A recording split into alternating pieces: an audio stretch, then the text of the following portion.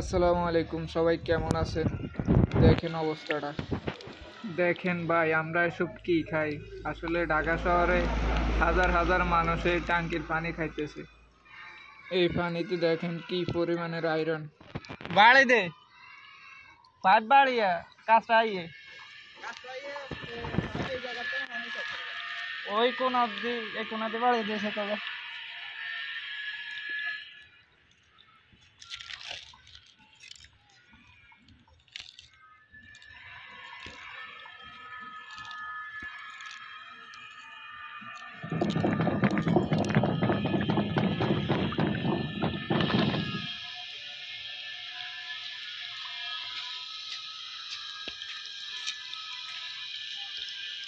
কাকু আমি ফাইভ দিতেন কি বার করে এখানে টেনে দিব কে?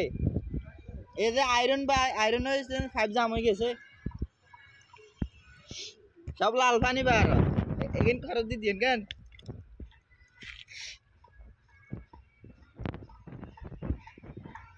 হাই হাই এত কাঁচরা আরো লাড়লে আরো ভাই।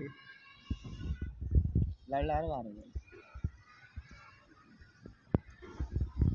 আচ্ছা তো আয়রন হলে তো